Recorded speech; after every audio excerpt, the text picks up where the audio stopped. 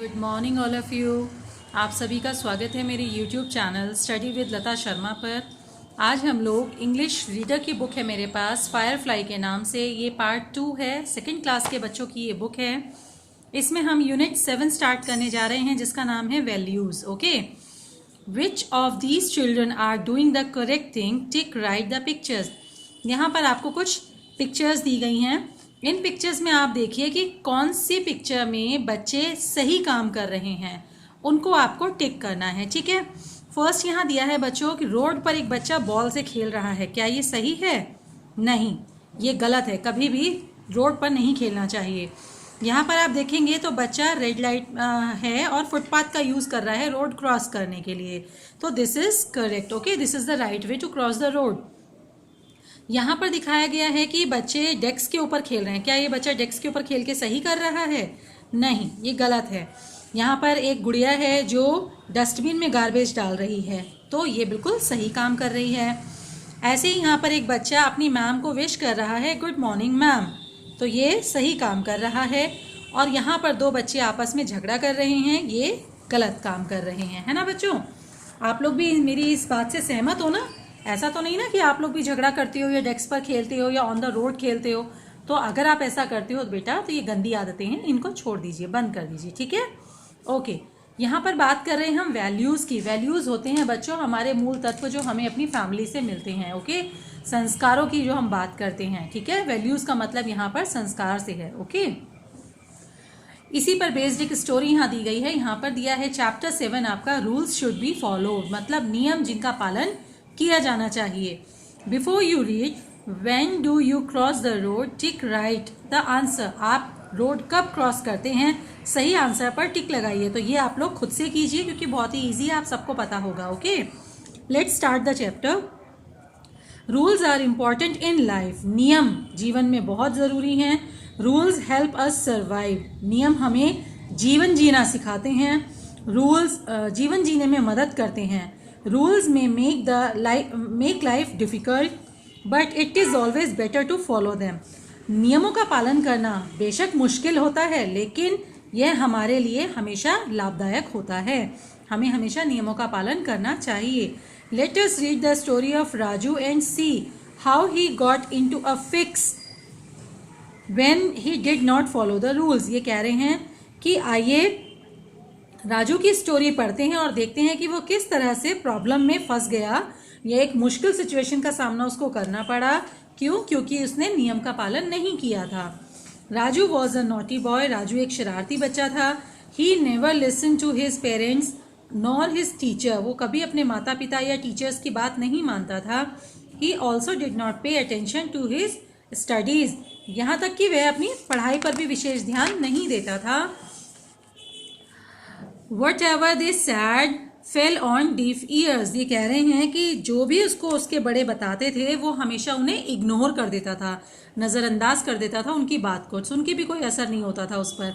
Even when he walked on the road he did so carelessly. यहाँ तक कि जब वह रोड पर भी चल रहा हो ना, तो बहुत ही लापरवाही से चलता था। ही नेवर लुक्ड लेफ्ट और right and just cross the road. वो कभी दाएं बाएं नहीं देखता था, सीधा रोड क्रॉस कर देता था। His mother was afraid lest he should meet with a road accident. उसकी मम्मी को हमेशा ये डर लगा रहता कि हे भगवान कहीं इसका एक्सीडेंट ना हो जाए। Many a time she had instructed him to be careful, but it was of no use.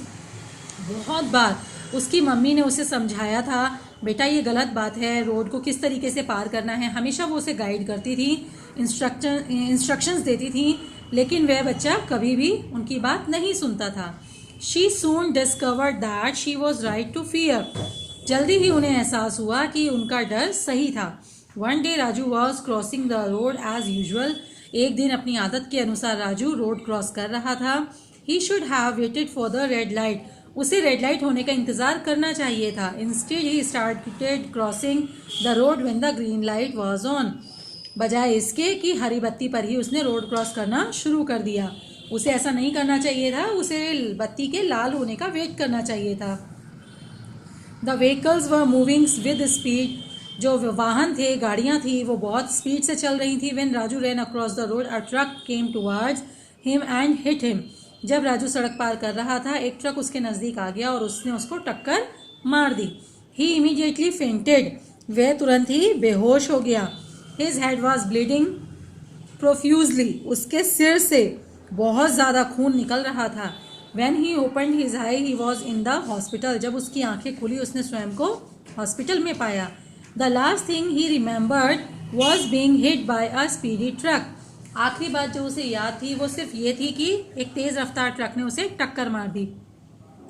His head and body were wrapped in bandage. उसका सिर और बॉडी में कई जगह पट्टियां बंधी हुई थी। He was surrounded by his parents and friends. उसको उसके परिवारजनों ने और दोस्तों ने घेर रखा था। His mother thanked God and reminded him of his carelessness.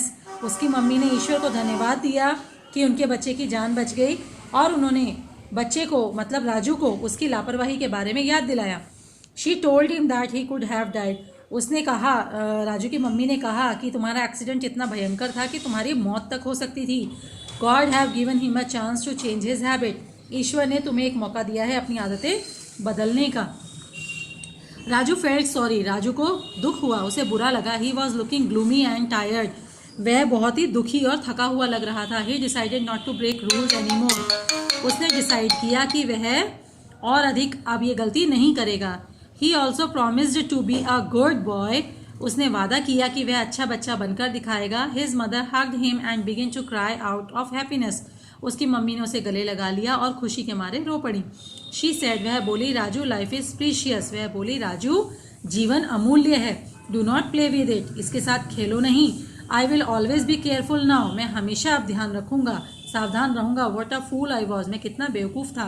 Raju exclaimed, Raju ने ऐसा एक्सक्लेम मतलब अपने बारे में ही विचार किया। This accident had changed him completely, इस दुर्घटना से उसकी लाइफ हमेशा के लिए चेंज हो गई। तो आई होप बच्चों ये लेसन आपको अच्छे से समझ में आया होगा। Thank you so much for watching my videos.